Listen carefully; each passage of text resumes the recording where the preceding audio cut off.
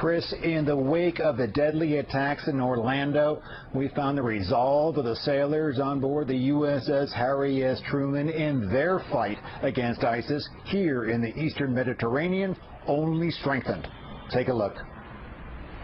It is a massive fighting machine. The aircraft carrier USS Harry S. Truman is 20 stories tall, 5 acres wide, carrying 75 aircraft and 5,000 sailors, all zeroing in on ISIS. We've been very successful in the missions that we've been tasked to execute throughout the Operation Inherent Resolve theater.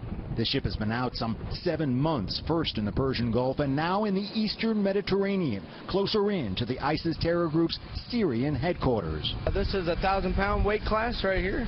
And the 1,000 pounds? Yes, sir. The Truman's pilots have dropped over 1,500 bombs, more than 1.5 million pounds worth. All the while, it's claimed ISIS-held territory has shrunk. The terror group has weakened. The mass shooting in Orlando, Florida, remembered here in the eastern Mediterranean.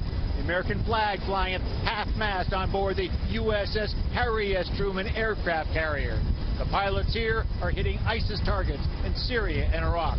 One told me it brings it all home. One Truman pilot with that Orlando terror attack on his mind is 35-year-old Filipino immigrant and California resident Paulo Singh. He's flown 150 missions, day and night, sometimes staying aloft for 8 long hours before hitting his mark. What we're doing here is about stopping that ideology from spreading around the world, and the more we can do to keep that from happening, the more I'm willing to keep on doing it.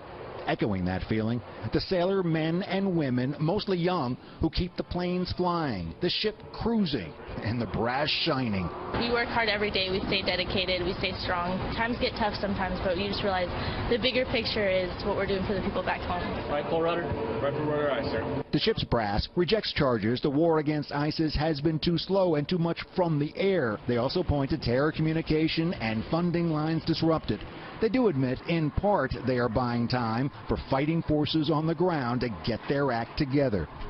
There are other benefits, though, to being in the eastern Mediterranean, like poking a finger in the eye of Russia, also active in the region.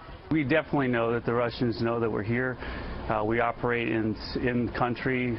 They know that we're there. Still, after a long time at sea, all are looking forward to heading to their Virginia home port in mid-July. I bet you're eager to get home. Oh, yeah, absolutely. I'm ready. I'm ready. It's about time. Everybody, yeah? Yeah, everyone. It's not time, however, to call time on the war on ISIS. In fact, the Truman now has company, also in the Mediterranean, on its way to its own anti-ISIS mission.